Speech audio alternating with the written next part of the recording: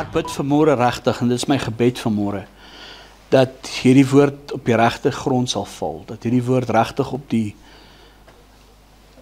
dat hierdie saad wat gesaai gaan word, op die regte hart gaan val. En ek dink elkeen van ons het ook nodig om hierdie woord te hoor.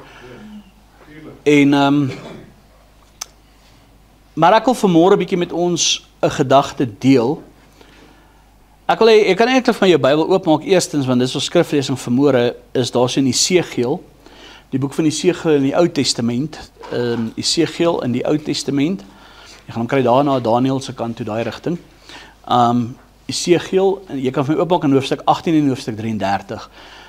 Ons gaan basies 2 verse lees wat soortgelyk dieselfde verse is, wat dieselfde ding sê, in Esegiel 18 en Esegiel 33. En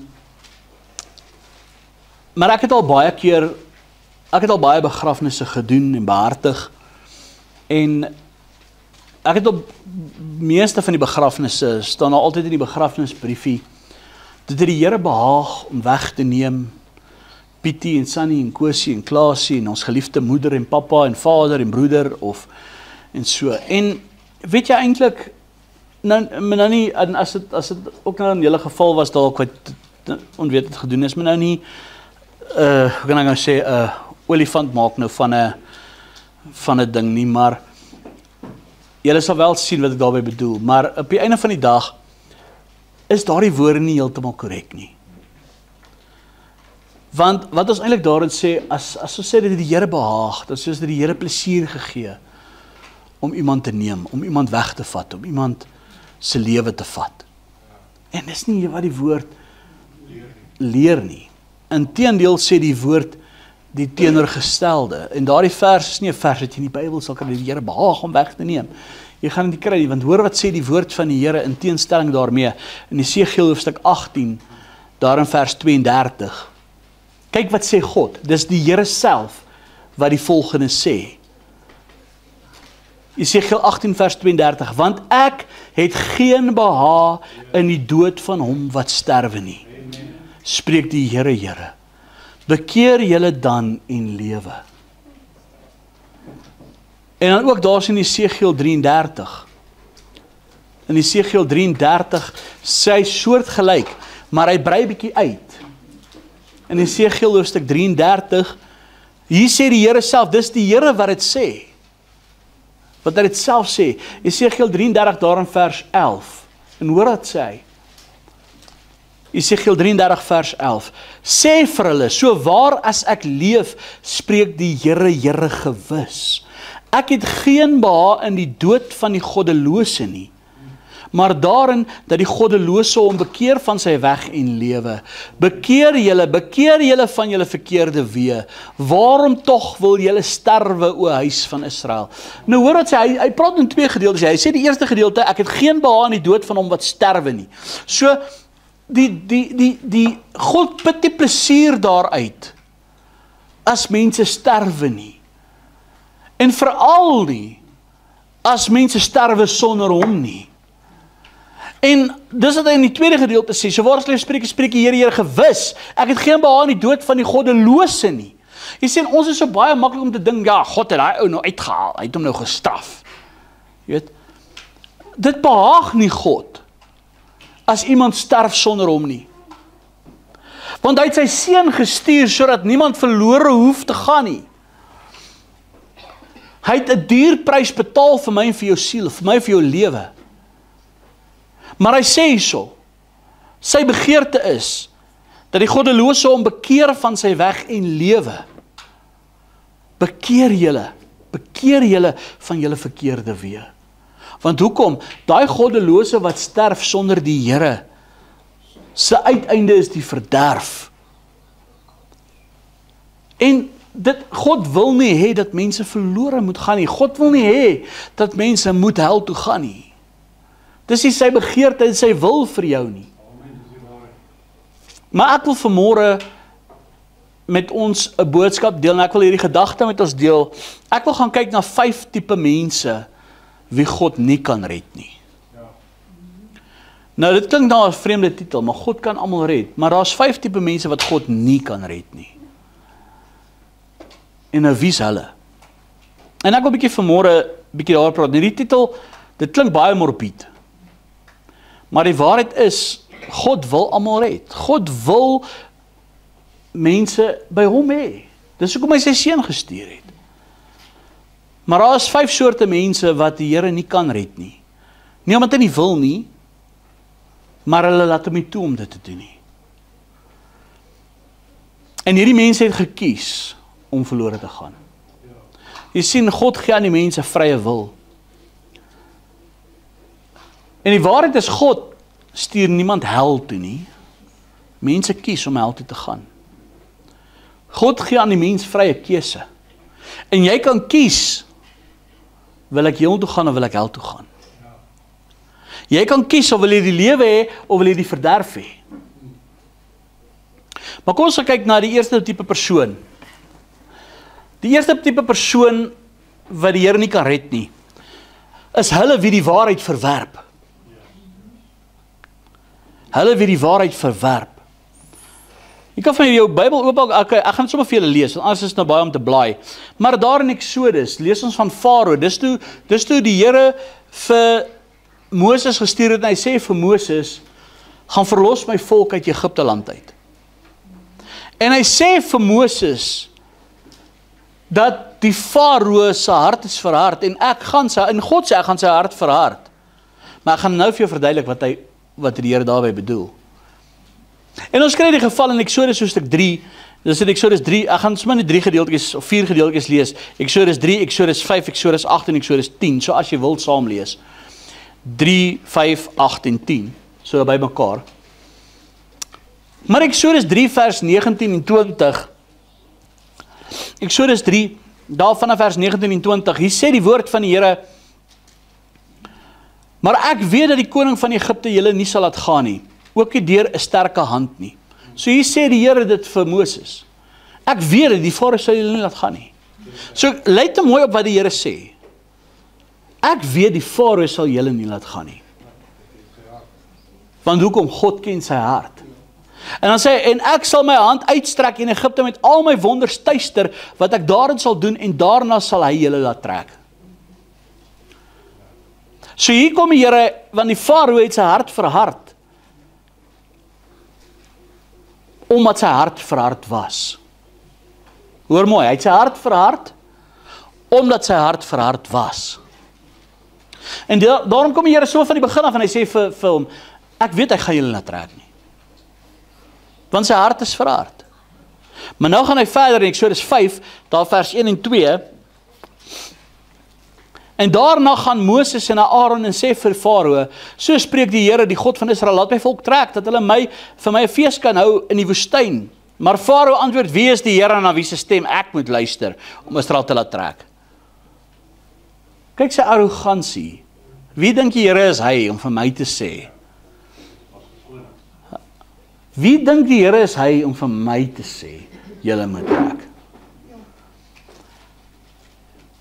En kyk wat sê hy sê, ek ken die Here nie, en ek sal Israel ook nie laat trek nie.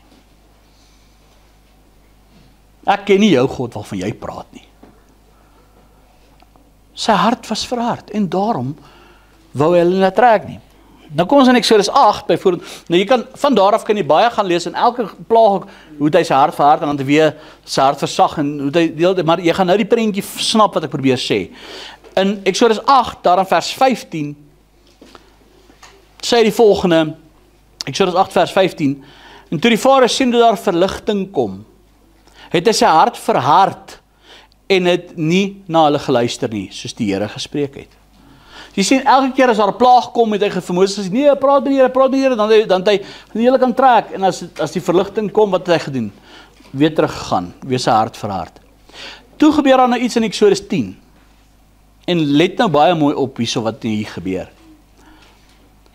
Toe het Farao gou, daar is in Exodus 10 vers 16, Exodus 10 vers 16, toe het die Farao gou vir Moses en Aaron laat roep en gesê, ek het gesondig teen die Here julle God en teen julle. Vergeef dan tog nou net die keer my sonde en bid tot die Here julle God dat hy net hierdie dood van my af wegneem. Nou kyk nou wat gebeur. Hy het nou telke male het hy nou al sy hart vir harte versag en hy speel met God. Maar die Here het van die begin af gesê, hy gaan sy hart verhard. Nou gaan Moses, hy sê, en hy het van voor af weggegaan en tot die Here gebid. Daarop laat die Here die wind omslaan in 'n baie sterk westewind. Die het die sprinkane opgetel en in die Skelfsee gedrywe. Daar het nie een sprinkaan in die hele gebied van Egipte oorgebly nie. Kyk net hier so vers 20 wat gebeur hier. Maar die Here het Farao se hart verhard sodat hy die kinders van Israel nie laat trek het nie. Nou wat gebeur nou hier? Het die Here nou sy hart verhard? Ek wil eintlik sê things get lost in translation, as ek dit so kan noem. God het nie fisies, Farao nou sy hart verhard, nie. Wat gebeur het is, Farao se hart was reeds verhard. God het hom toegelaat en hom oorgegee aan sy verharde hart. God het toegelaat, omdat hy aanhoudend sy hart verhard het teenoor die Here. Het God daaraan gesê, weet jy wat, as jy nou 'n verharde hart wil hê, nou gaan ek nie meer enigsins laat jy eers jou hart versag nie. Nou gee ek jou oor. Doen nou wat jy wil doen. Farao het sy hart aanhoudend verhard. En God het gesien wat die ware toestand is van sy hart. Dat sy hart verhard was teen God, en hy het hom oorgegee aan dit. Daarom het hy gesê, as jy wil hê, jou harde hart moet jou lei, laat dit dan so wees. Dis nie God wat sy hart verhard het nie. Jy sê, met elke keer wanneer hy berou gekry het, was dit maar net om verligting te ontvang. Al wat God gedoen het, is hy het dit toegelaat dat sy die ware toestand van sy hart het geopenbaar word, en laat dit dan maar so is. Hierdie tipe persoon, sy hart word onsensitief teenoor die Here. So 'n persoon, God kan nie so 'n persoon red nie. Want hy verhard sy hart die heeltyd, maak nie saak wat in sy lewe gebeur nie, hy bekeer en soek God net wanneer dit sleg gaan, maar hy wil nie bekeer nie. Wanneer die Here die verligting gee, wanneer die Here die uitkoms gee in die hoop. Kyk, God ken die begin van die einde, maar kyk hoe genadig is God. God sê vir Moses, nog voordat hy gaan sy hart verhard, hy gaan julle nie laat trek nie. En God weet dit, want God ken sy hart. Maar tog, nogtans, gee God die verligting. Met die hoop. Hy weet, God is, daai ding, ek kan dit nie grasp nie. God weet, hy gaan sy hart verhard, maar tog, kyk na God se genade, tog gee hy verligting. Terwyl hy weet, hy gaan sy hart verhard. In die hoop, want jy het vrye wil, Farao. Jy het vrye wil. Kyk, God ken die einde van die begin af. Weet jy wat is vir my, 'n ding, dit vraai my breins. My breins gaan die shot uit as ek daarin dink.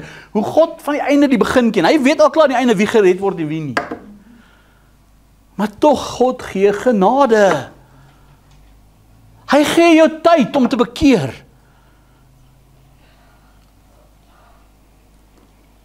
Maar hierdie tipe persoon se hart word onsensitief. Hy soek God net wanneer dit sleg gaan. Maar wanneer dit op die punt kom, hy wil nie waarlik bekeer nie.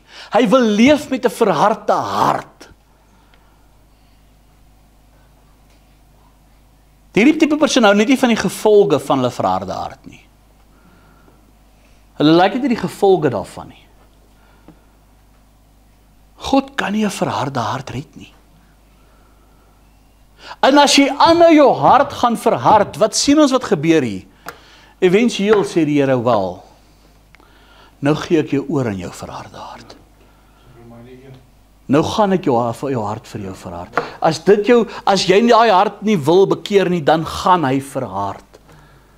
Dan gee ek jou oor aan dit. Dan is dit nou maar jou. Dis nie God wat sy hart verhard het nie.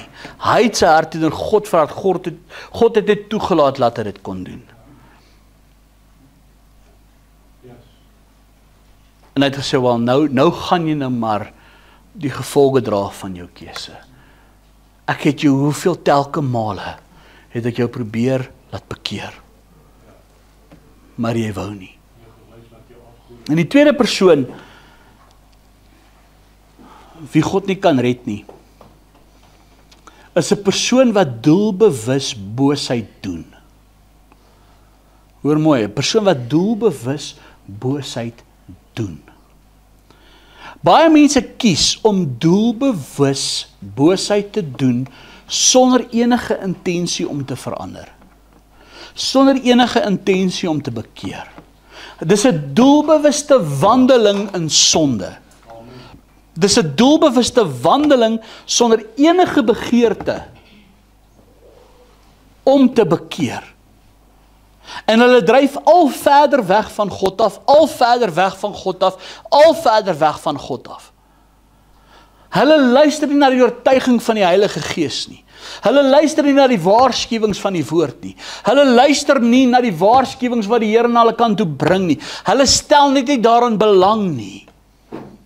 Hulle hou doelbewus aan om hulle rug te draai teenoor die Here. God probeer hulle bereik telke male. God doen groot wonders in hulle lewe. God probeer hulle aandag trek. God probeer vir hulle wys, hier is ek. Hy stuur na hulle toe mense wat vir hulle preek. Hy stuur na hulle mense toe wat by hulle pleit. Hy stuur na hulle mense toe wat vir hulle bid. Hulle sien dit, hulle weet dit, hulle hoor die woord, hulle hoor die waarheid, maar hulle wil nie bekeer nie. 'n voorbeeld daarvan in die Bybel, en ek gaan dit nie vir julle lees want dit is te veel, maar julle kan dit self gaan lees daar in 1 Konings, daar vanaf hoofstuk 17, eintlik 16 en dan 16, 17, 18, 19 en op. Daai hele gedeelte van Ahab en Jezebel. Julle ken almal die gedeelte in 1 Konings 18 van Elia met die Baal-profete op die berg Karmel, wat hulle die offers reggemaak en die vuur van die hemel afgeroep het. Nou daai hele gebeurtenis, Ahab en Jezebel. Hulle het opsetlik teen God gesondig. Ahab het gruwel dinge voor die Here se aangesig gedoen, terwyl hy die waarheid geken het. Jezebel het nog verder gegaan. Sy het die profete doodgemaak van God, wat gestuur is. In daardie tyd het God profete gestuur om hulle te waarsku. Sy het die profete laat doodmaak. Elia het op die einde van die dag gedink, hy is die enigste een wat oorbly. As daar 'n profeet was wat teen hulle gespreek het sy hom laat doodmaak. En so gebeur dit ook van vandag se tyd. Iemand wat so verhard is in hulle sonde, wat God terg met hulle dade, wat nie wil bekeer nie. Hulle hoor dit, daar word hulle gepreek, wat doen hulle? Sal eerder die prediker kruisig as om te luister na die waarskuwing. Sal hom eerder voor 'n menseregte kommissie sleep as om te bekeer vir die waarheid. Sal eerder hofsaake gaan maak voordat hulle sou bekeer vir die waarheid. Sal eerder mense dreig en laat toesluit en allerlei dinge. Hulle sal eerder kerke vervolg. Hulle sal selfs moord pleeg net om hulle monde stil te maak. Hulle sal optogte reël net om te sê, hou jou mond. Hulle verhard, hulle sal gruweldade pleeg om God te tart en te terg. Hulle sal wandel in doelbewuste sonde. Hulle sal in allerlei, en dit, as jy gaan kyk na die werke van die vlees, hulle sal hulle verlustig in die werke van die vlees. Hulle doen daai boosheid sonder enige berou. Vir hulle is dit pla hulle nie eers nie. Hulle weet wat is reg, maar hulle kies doelbewus wat verkeerd is. Hulle gee hulle harte oor aan daai sonde waarin hulle wandel. Weet jy wat is die gevaar daarvan?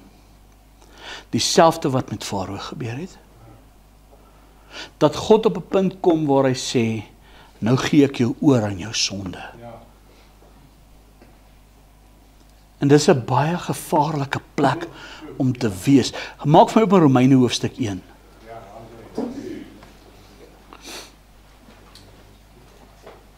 Jy sien, ons kan baie male een sonnetjie uitsonder. Maar ek het vir jou gesê, gaan kyk na die werke van die vlees. Dit is nie net een groep mense nie. Weet jy, selfs in die kerke wêreld vandag kry ons dit. Waar mense doelbewus wandel, hulle word gewaarsku. Los daai sonde, los daai hoerery, los daai gesypery, los daai drank, los daai gerondkeiery, los daai slegte goeders, los daai boosheid, los daai witchcraft, los daai goed. Maar wat gebeur? Nee, hulle kruisig eerder die profete. Kruisig die predikers, kruisig die kerke, kruisig hulle. Dis altyd die pastoor se skuld. Blameer alles en almal behalwe hulle self. Om hulle sonde te regverdig, maar die rede hoekom ek dit doen is om dit en dit en dit en dit. En worry nie, dit pla hulle nie eers nie. En dis 'n gevaarlike plek om te wees. Hoor dit sê Romeine 1 daar vanaf vers 24. Daarom het God hulle ook in die begeerlikhede van hulle harte oorgegee aan onreinheid om hulle liggame onder mekaar te onteer. As ons kyk, ek wil gou stop. Wat is vandag een van die grootste dinge wat onder kinders van die Here is? Hoerery. Egbreek, welis, hoerery. Onder kinders van die Here. Onder predikers.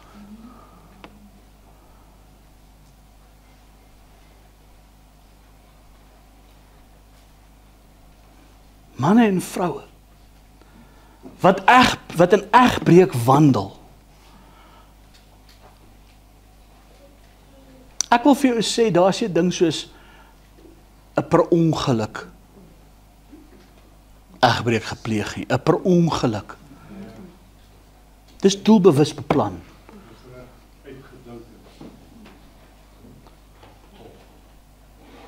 En nie net dit nie.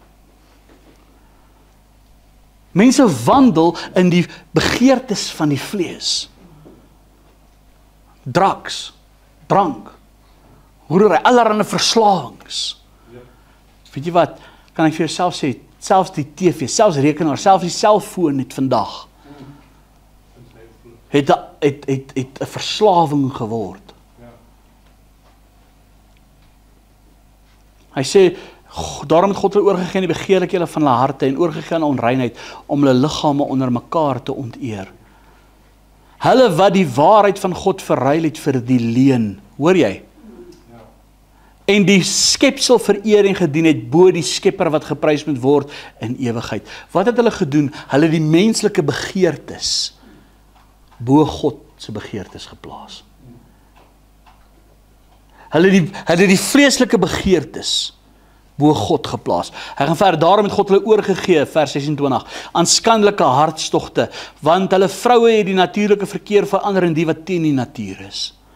En net so ook het die manne die natuurlike verkeer met die vrou laat vaar, in hulle welle teenoor mekaar ontbrand. Manne het met manne skandelike bedrywe en in hulle self die noodwendige vergelding van hulle dwaling ontvang. Wat sê hy? Hulle lewe in 'n dwaling.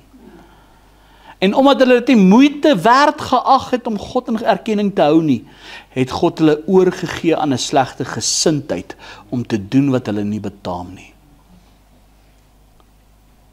Hulle is vervul met allerlei ongeregtigheid, hoerery, boosheid, hebsug, ondeug, vol nydigheid, moord, twis, bedrog, kwaadaardigheid. Ek wil gou daar stop met moord. Ja, nee, daarom het ek nie moord gepleeg nie. Weet jy wat? As jy die val van 'n persoon beplan, het jy moord gepleeg. As jy loop en iemand se reputasie afbreek, het jy moord gepleeg. Hoor wel net of jy sê. Want jy's besig om daai persoon se reputasie dood te maak. Jy's besig om daai persoon se karakter dood te maak. As jy loop en kwaad stories vertel, leuns verkondig, jy's besig met moord. As jy dinge loop en doen om iemand te na te kom, dat daai persoon moet iets verloor in sy lewe, wat is jy besig om te doen? Ons sien moord net as 'n mes uithaal en iemand se keel afsny. Dit gaan baie dieper as dit. Dan gaan hy verder hierso. Hy sê bedrog, kwaadaardigheid, nuusdraers, Kwaadsprekers, haters van God, geweldenaars, trotsaard, grootpraters, uitvinders van slegte dinge, ongehoorsaam aan hulle ouers, onverstandig, ontrou, sonder natuurlike liefde, onversoenlik en onbarmhartig. Ek wil gou so sê, kom ons stop dit gou daar. Kom ons lees dit gou weer daai goed oor. Kyk gou 'n bietjie of iets van daai goed in jou lewe is. Wees eerlik bietjie met jouself. Allerhande ongeregtigheid. Enige iets wat jy wandel in iets wat nie in lyn is met God se woord nie. Jy's besig met goed wat nie in lyn is met God se woord nie. Toets bietjie jouself. Hou 'n bietjie dink aan Sunny en Klasie en weet jy, klap jouself op jou skouer en sê, "Hey Boesman, hy praat nou met jou. Luister jy gou bietjie." Ons is baie keer geneig. Ja, nee, hoor jy, hy praat van Sunny. Ek praat met jou. Toets bietjie in jou eie lewe. Is daar ongeregtigheid in jou lewe? Is daar hoerery in jou lewe?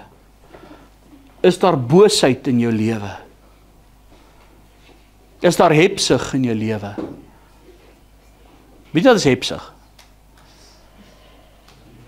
Jy gun nie iemand iets anders te nie. Jy is selfsugtig. Jy is selfsugtig. Ek wil vir jou vra, man, vrou, jy in die huwelik, is jy selfsugtig?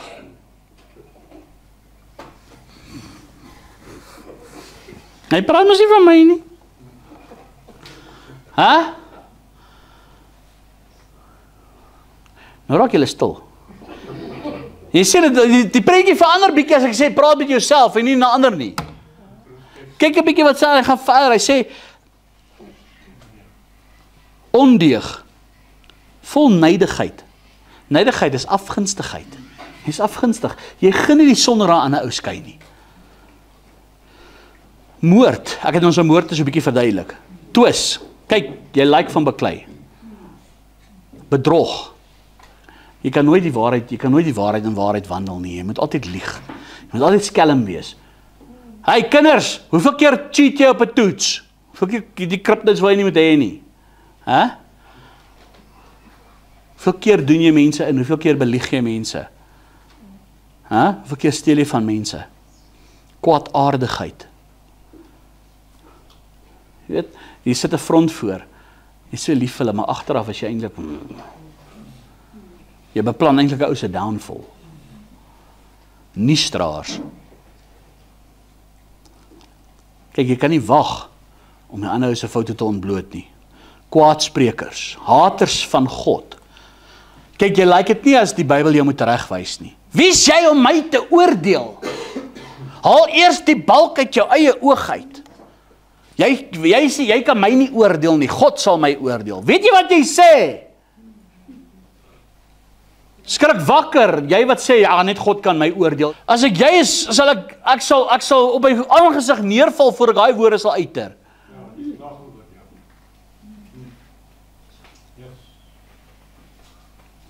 Die senators van God. Die oomblik wanneer die Bybel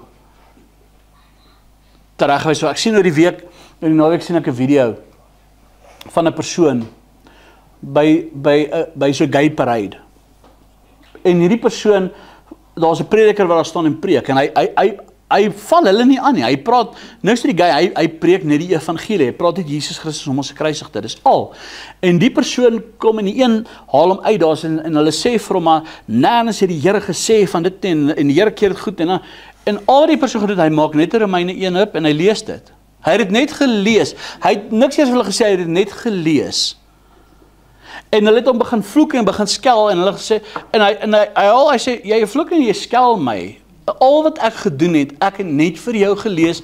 Jy wat sê jy het Jesus lief, jy wat sê jy's 'n Christen, jy wat sê jy's ek het net dit gelees. Jy's nie met my in konflik nie. Jy's met God in konflik. Ek het niks eers oor jou en van jou gesê nie. Jy het dit gesê, die Bybel sê niks daarvan nie, ek het dit net vir jou gelees wat die Bybel sê. En dit is in vandag se tyd die probleem, as jy vandag sê wat die Bybel sê, dan like mense dit nie.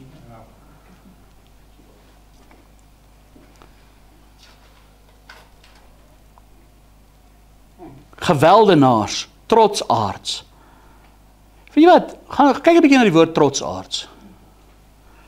Ons is baie male trots en hoogmoedig. Groot praters, uitvinders van slegte dinge. Kyk, jy kan goed planne beraam om aan ou te na te kom. Hy klap jou op hierdie wing, jy klap hom met 'n 5voudige bediening terug.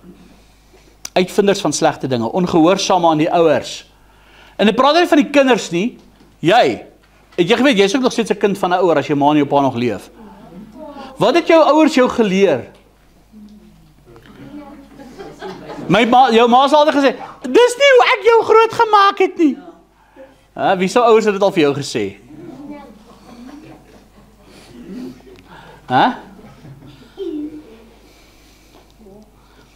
Onverstandig, ontrou, sonder natuurlike liefde. Jy sien, daar is nie broederliefde nie. Onversoenlik. Hulle kan nie vergewe nie. Onbarmhartig. Hulle is selfsugtig, né? Mense, kyk hierso, wat al ken hulle die verordeninge van God goed. Hulle ken die woord. Hulle weet wat God sê, dat die wat sulke dinge doen, die dood verdien. Hy sê, ons moet hulle dood maak nie, hy sê, hulle verdien die dood. Hulle gaan, van die loon van die sonde is die dood. En die dinge net self doen nie, maar ook hulle wat hulle goedkeuring daarin skenk aan die ding wat hulle doen. So, want die deler is net so goed soos die steler. Die derde, ek wil eintlik sê, voor ek by die derde persoon kom, wat jy saai, sal jy maai. Die hierdie tipe mense is nie omdat hulle nie kan gered word nie, dis omdat hulle nie wil gered word nie. Hulle wil nie gered word nie, en daarom kan God hulle nie red nie. Hulle wil nie redding hê nie. En dan kom ons by die derde persoon, en hierdie is 'n baie gevaarlike een. Dis 'n godsdienstige skynheilige persoon. En hierdie is hard wat ek nou vandag gaan sê. Hulle ken die woord, maar hulle leef dit nie. Hulle harte is ver van God af. Hulle dien God met die lippe. Hulle oortuig hulle self, hulle is gered. Hulle oortuig hulle self, hulle is op die weg. Ek het laasweek daarvan gepraat. Hulle oortuig hulle self. Hulle is geregverdig. Maar Jesus kom en hy sê, so 'n bietjie half sarkasties, hulle wat geregverdig is, het die bekering nie nodig nie. Hoekom sê Jesus dit? Want hulle ag dit nie nodig nie. Want hulle is mos geregverdig in hulle self. Jy sien, in Jesus se tyd was die fariseërs die godsdienstige leiers in daai tyd. Nou, ek het laasweek 'n bietjie daarvan gepraat. Hulle ken die wet, hulle het heilig gelyk. Maar Jesus het hulle ontbloot. Mag vir jou op daar Matteus 23. Vir die mense wat sê, Jesus het nooit kwaai gepreek en hy het nooit 'n sweep gebruik. Ek wonder of ons van dieselfde Jesus praat, hoor. Jesus kom teen hierdie fariseërs, want die fariseërs in Jesus se tyd was 'n korrupte spul gewees. Hulle was 'n totale korrupte stelsel gewees. Hulle het nie gedoen wat God se woord sê, hulle het die skyn van godsaligheid gehad, hulle het wette gemaak en allerlei goeders gemaak wat eintlik vir die mense onmoontlik was om te hou, terwyl hulle self eintlik skynheilig was, hulle self was omgekoop, hulle self was gebraai deur die Romeinse regering, hulle was eers deur God aangestel nie. Hulle het 'n totale ander stelsel ingebring. Daarom kom Jesus en hy sê, my Vader se huis moet 'n huis van gebed wees, maar julle het dit in 'n rowersspelong verander. Julle het 'n ander stelsel hier ingebring wat nie hier hoort nie. Julle het hierso iets anders te begin doen wat nie volgens God is nie. Dis nie God se hart nie, dis nie God se wil nie. Julle het alles verander. God is nie hier teenwoordig nie. Weet jy, en baie mense vandag het hierdie skynheilige godsdienstige mentaliteit. En hulle dink hulle is gered, maar hulle is ver van die Here af. Kyk wat sê Jesus, Matteus 23, daar vanaf vers 13. Hy sê, maar wee julle skrifgeleerdes en fariseërs gefeinstes, want julle sluit die koninkryk van die hemele toe voor die mense, want julle gaan self nie in nie. En die wat sou ingaan, laat julle nie toe om in te gaan nie. Wee julle skrifgeleerdes en fariseërs gefeinstes, want julle eet die huise van die weduwees op en doen vir die skynlang gebede, daarom sal julle 'n swaarder oordeel ontvang. Hoor jy, kyk 'n bietjie na die kerkstelsel van vandag. Ek insinueer niks, ek sê net.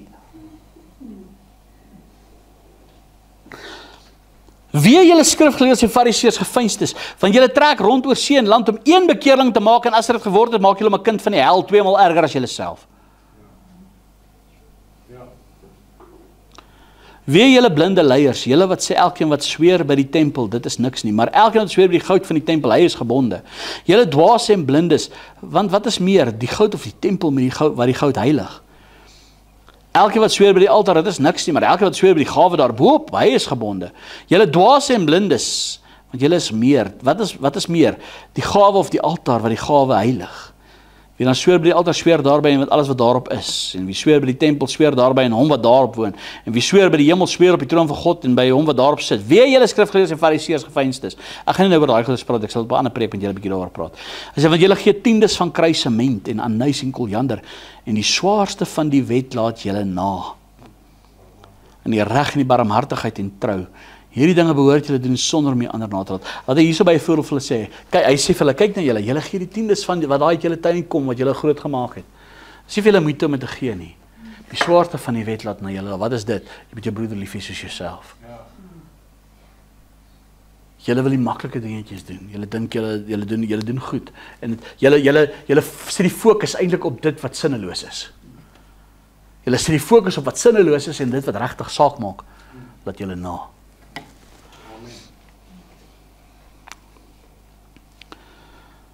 Sê vers 25 of vers 24, hy sê, blinde leiers, julle wat die muggie uitsif, maar die kameel insluk.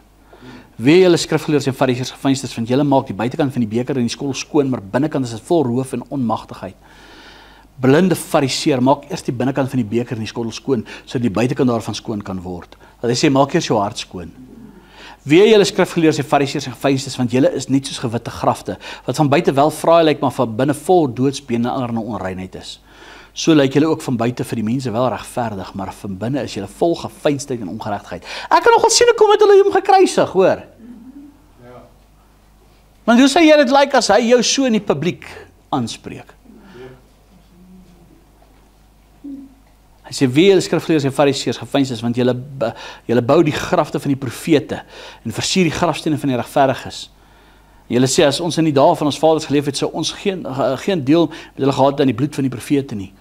Julle gee dus teen julle self getuienis dat julle kinders is van die wat die profete vermoor het.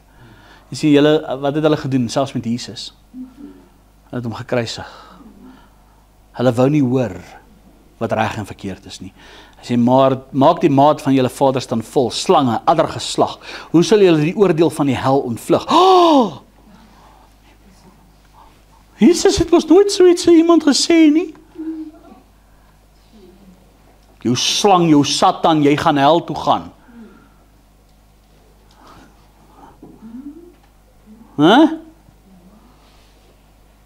Ja. As ek kyk hier so wat vir die vers sê nou. Daarom kyk, ek stuur profete en wyse manne en skrifgeleerdes na julle toe. Julle sal sommige van hulle doodmaak en kruisig, onder andere hom ook, né? En sommige van julle sinagoges gesel, van die een stad na die ander vervolg, sodat oor julle kan kom al die regverdige bloed wat vergiet is op die aarde. Van die bloed van die regverdige Abel af tot oor die bloed van Sagaria, die seun van Bergia, wat julle vermoor het is in die tempel en die altaar. Jy sien, Jesus het hulle nie veroordeel omdat hulle sondaars was nie.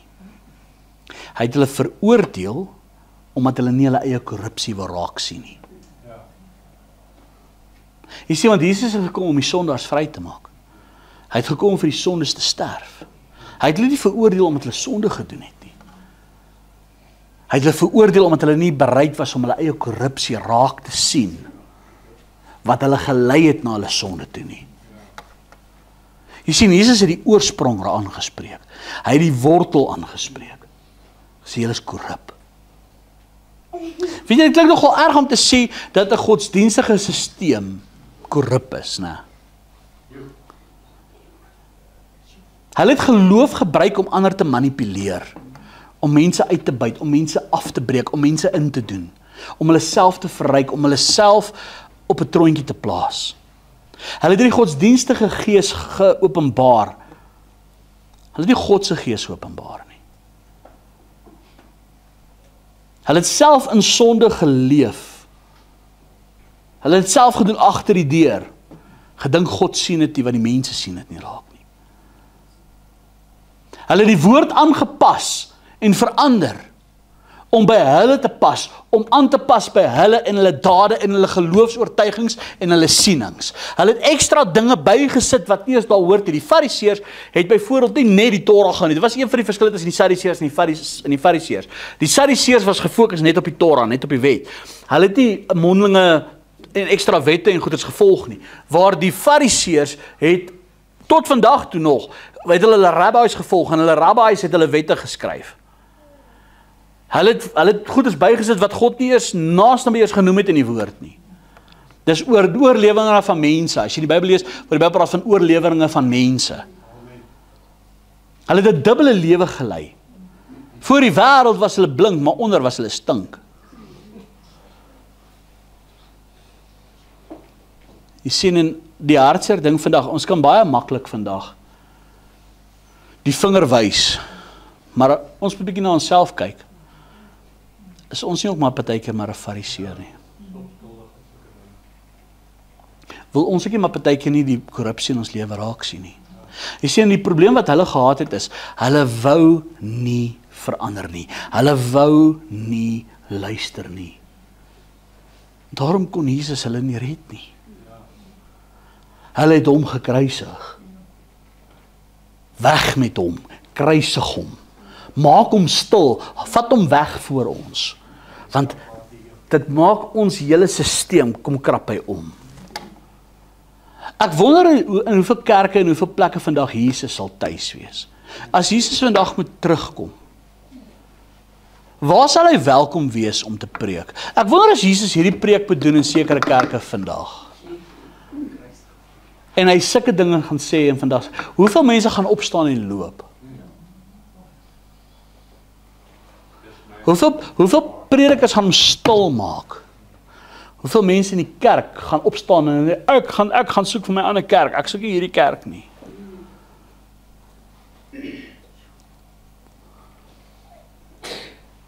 Ons moet 'n bietjie waak teen daai storie. Dis skrikwekkende woorde wat die Here gepraat het, want Jesus sê in Matteus 7, nie elkeen wat vir my sê, Here, Here, sal ingaan in die koninkryk van die hemel nie, maar hy wat die wil doen van my Vader wat in die hemele is. Baie sal in daardie dag vir my sê, Here, Here, het ons in U naam geprofeteer en in U naam duiwels uitgedrywe en in U naam baie kragtig gedoen nie. Dan sal ek aan hulle sê, ek het julle nooit geken nie. Ek het julle nooit geken nie. Gaan weg van my, julle wat die ongeregtigheid werk. Matteus 7 vanaf vers 21. Weet jy, dit is woorde wat ek in my lewe nooit wil hoor nie.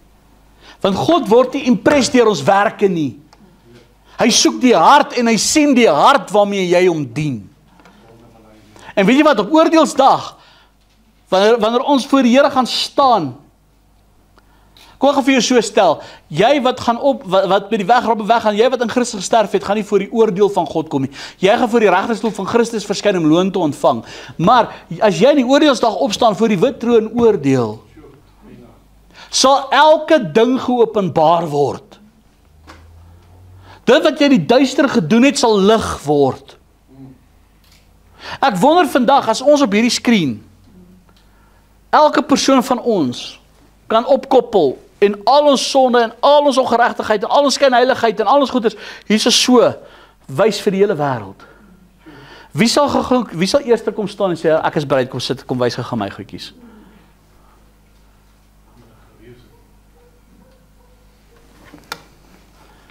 Jy dink God sien dit nie. Jy dink God sien dit nie. Vir hom is dit oop. Jy kan mense blaaf. Jy kan nie God blaaf nie. Weet jy wat is vir my die ergste van alles? Maak vir my op aan 2 Tessalonisense 2. Ek het nou die dag hierdie ding besef. Hierdie ding het my tussen die oë getref. En ek bid regtig dat ek wil klem lê vanmôre op dit wat ek nou gaan sê. Jy moet nou mooi luister. Ons waarsku en ons waarsku veral oor misleiding. Maar ek wil daar in 2 Tessalonisense 2 wil ek iemand gou iets lees en hierdie ding wil ek Ek wil vir jou wys wat het my tussen die oë getref van hierdie gedeelte. 2 Tessalonisense 2, daarvan in vers 11. Hoor nou wat hy sê. Luister nou baie mooi. Hy sê, dit gebeur nou na die wegraping en die groot verdrukking, maar ek wil hê met die konteks gaan sê, kom ons sê as ek sê in konteks by dit wat ek vanmôre preek. Luister gou hierna en sien hierdie beginsel raak. Want dis 'n beginsel wat daar gaan voorkom wat ons ook nou sien. Hy sê daarom sal God hulle die krag van die dwaling stuur om die leuen te glo, sodat almal geoordeel kan word wat die waarheid nie geglo het nie, maar behaag gehad het in die ongeregtigheid.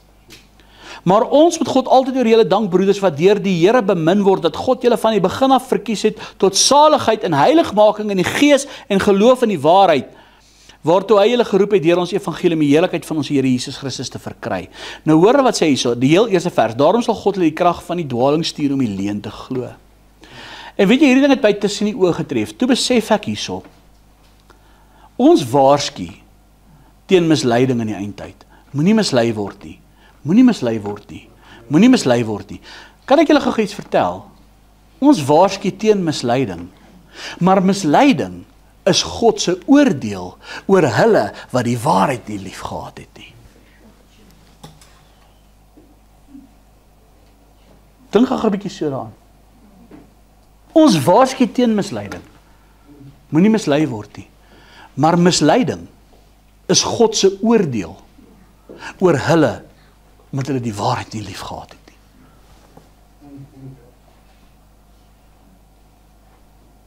Mense word nie mislei net omdat hulle mislei word nie. Mense word mislei omdat hulle die waarheid nie lief gehad het nie. En dis God se oordeel oor hulle. Dit is scary. Daai ding het my tussen die oë getref om dit te besef. Hoekom word ek het aandag te studeer, ek van hoekom is die misleidings, hoekom word mense so maklik mislei? En ek maak my Bybel oop en daar kry ek, daarom sal God hulle die krag van die dwaling stuur om die leuen te glo. Dis nie God wat hulle dit laat glo nie. Hulle het die waarheid gehaat, so God laat hulle toe. God gee hulle oor in die leuen.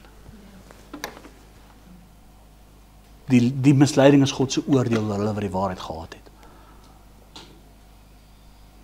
Sorg dat jy altyd na God se waarheid soek.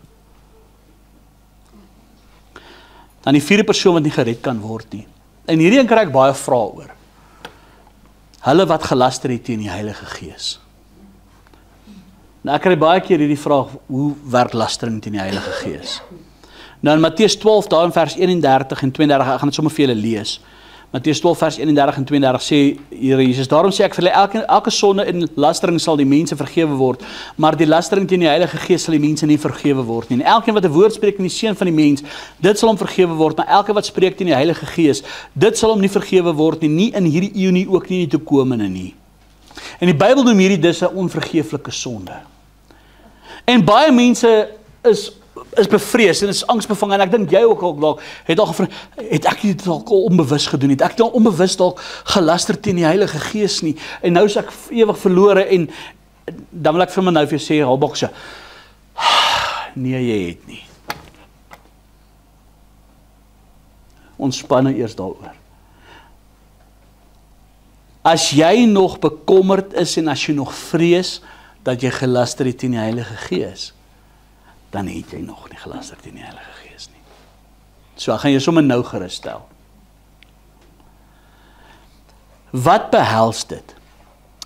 Dit is wanneer hulle doelbewus, willens en wetens, die werke van die Heilige Gees toeskryf aan die duiwel. Wanneer jy willens en wetens die werking van die Heilige Gees in jou lewe verwerp, en dit as die duiwel hanteer, wil ek dit duidelik sê. Die Fariseërs het Jesus se werke gesien. Hulle het al die wonderwerke gesien wat hy gedoen het.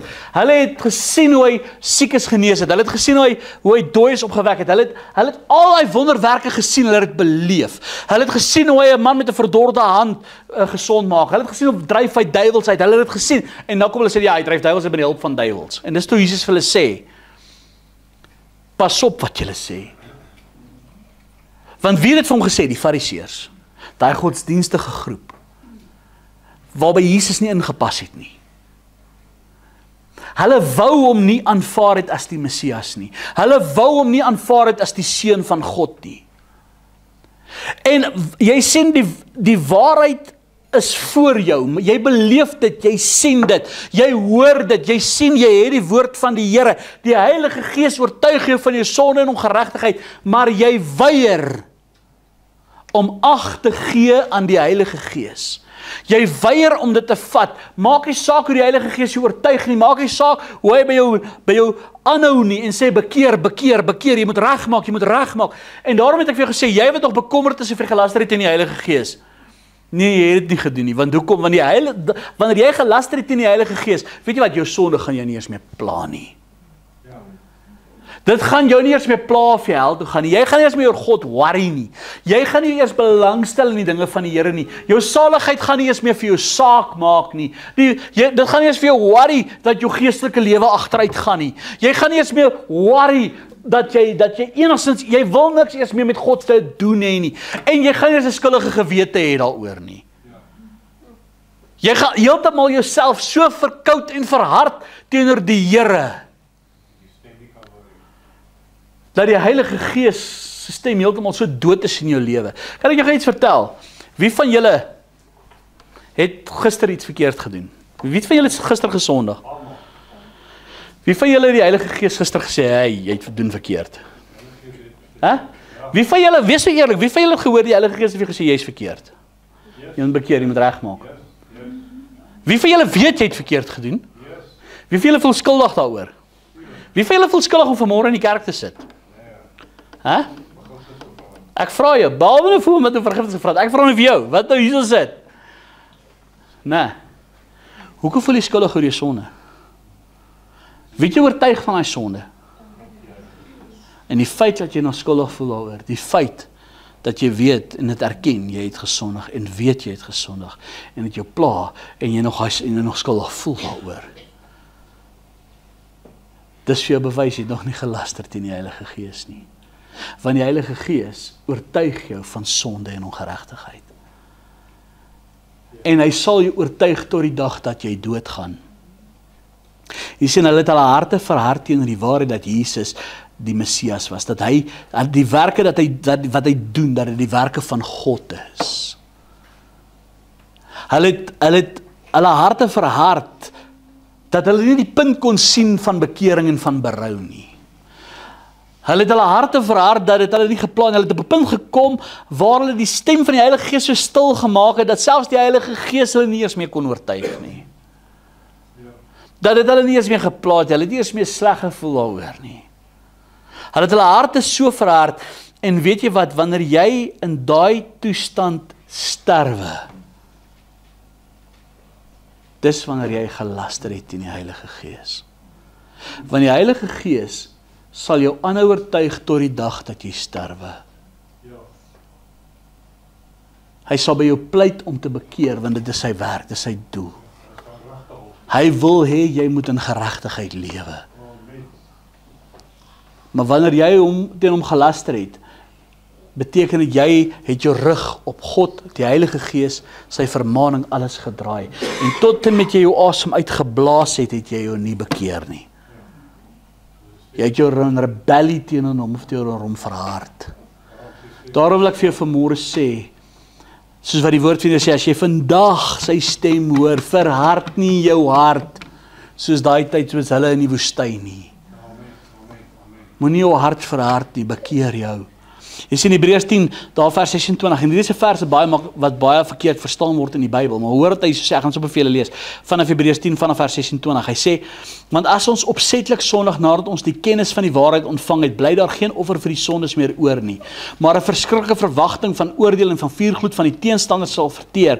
As iemand die wet van Moses verwerp het, sterf hy sonder ontferming op die getuienis van 2 of 3. Hoeveel swaarder straf dink julle sal hy verdien, wat die seun van God vertrap en die bloed van die testament waardeur hy geheilig is, onrein geag en die gees van genade gesmaad het.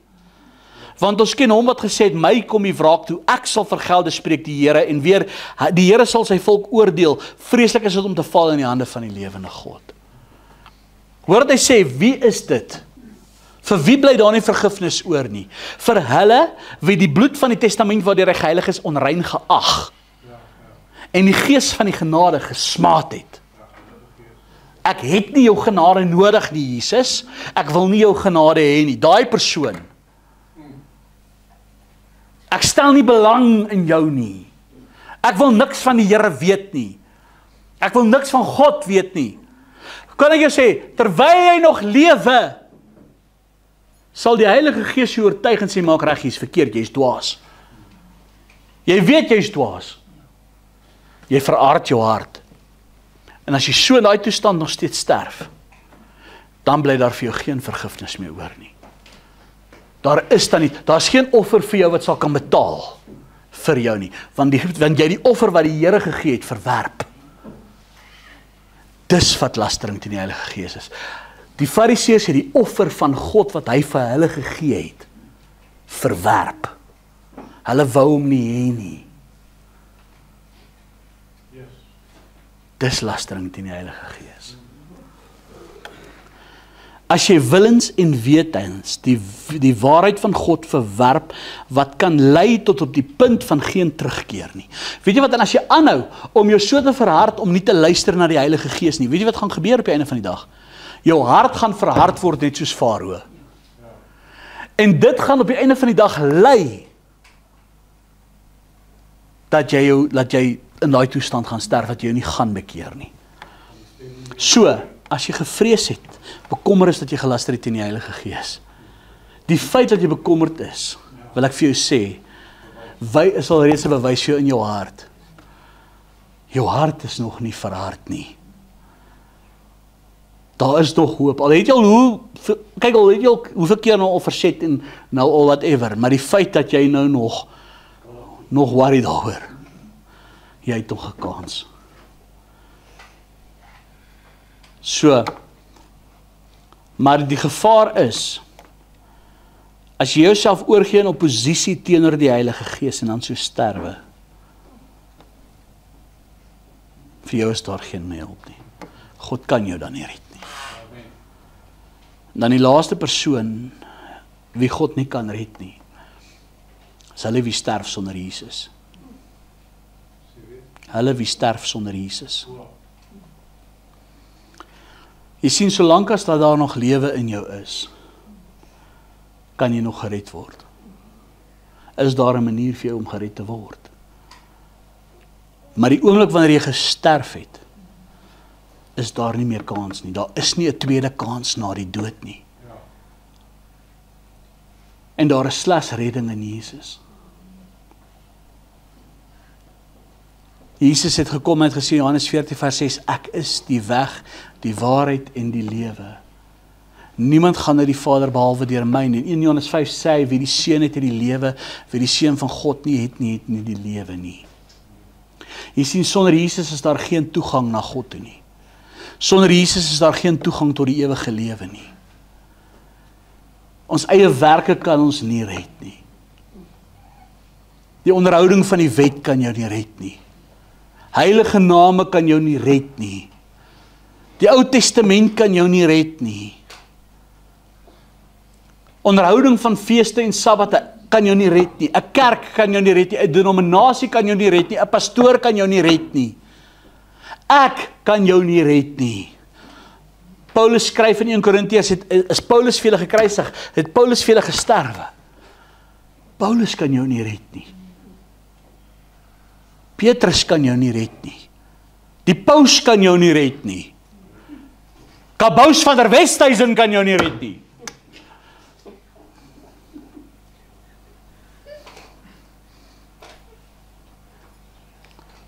Daar is slegs een redder, Jesus Christus. Hebreërs 9 vers 27 sê vir ons, net soos die mens eenmaal bestem is om eenmaal te sterwe en daarna die oordeel. En die hartseer is, maak vir Openbaring 20. Openbaring 20. En die oordeel is vir hulle wie Jesus verwerp. As jy die evangelie verwerp, wat is die evangelie? Jesus se volbringde werk aan die kruis.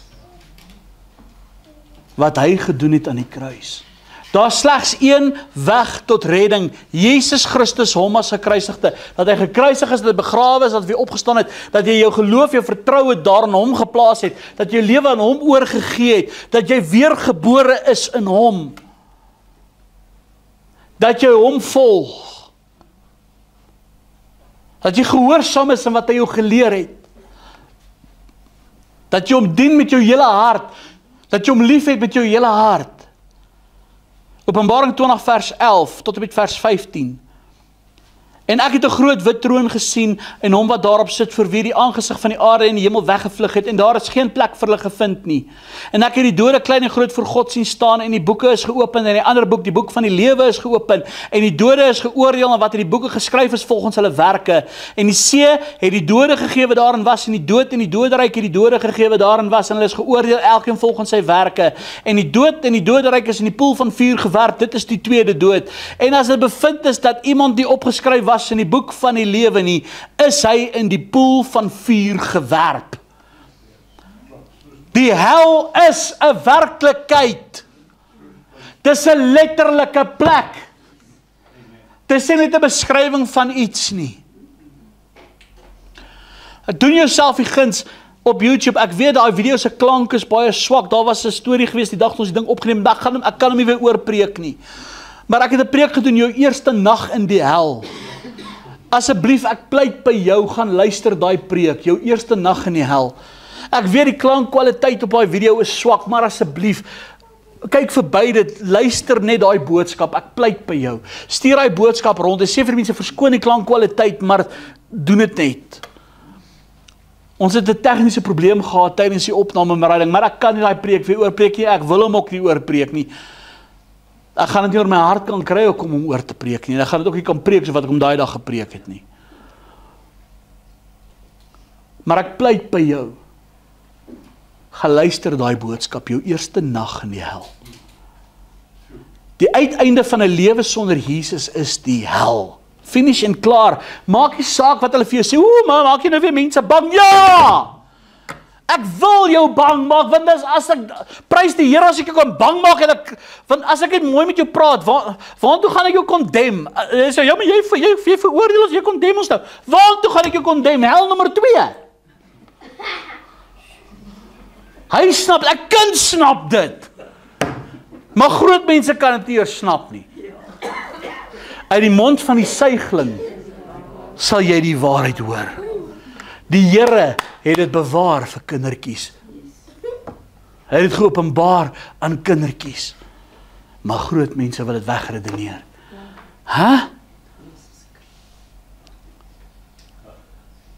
Mense, ek wil vir jou sê, God gee aan elke mens die kans en die geleentheid om te bekeer.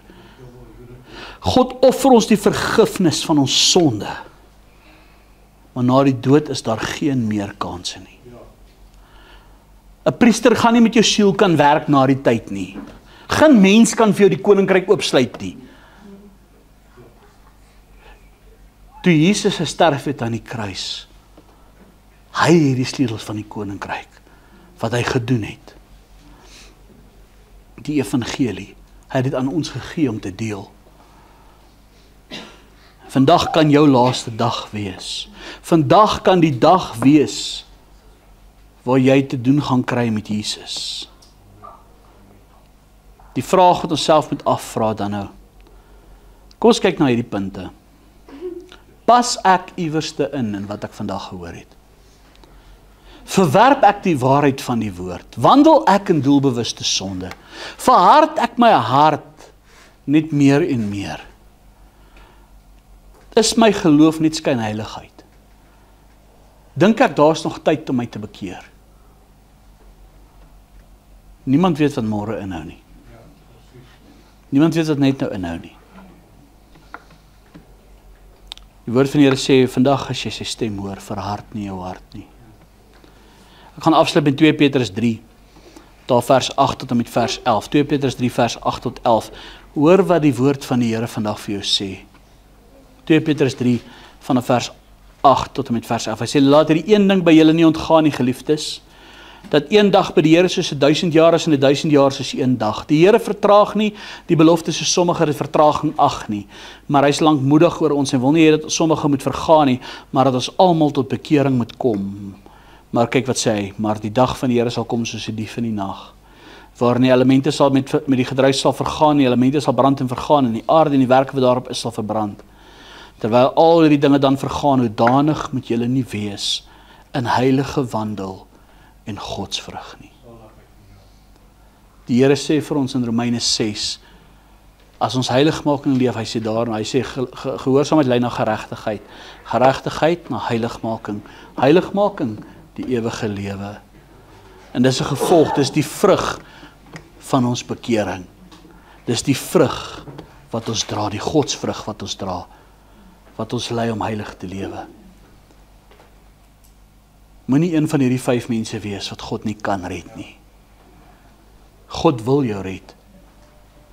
Die vraag is net, wil jy hê hy moet jou red? Kom ons sluit af. Vader, ek sê vir die baie dankie vanmôre vir hierdie woord. Dankie Here dat U weer met ons kom praat het, Here, en ons weer 'n wake-up call gegee het vanmôre. Here, ek wil vra dat hierdie woord in ons hart geseën sal wees. En Here, dat hierdie woord sal vrug dra, dat hierdie woord op vrugbare grond sal val. Heilige Gees, dat U ook die naprediker van hierdie woord sal wees. Dat hierdie woord sal groei in ons harte en ons harte sal ondersoek. Vader, daarom kom bid ek dat hierdie woord vir ons lewend en waarheid sal wees. En ek bid dit vanmôre in Jesus naam. Amen.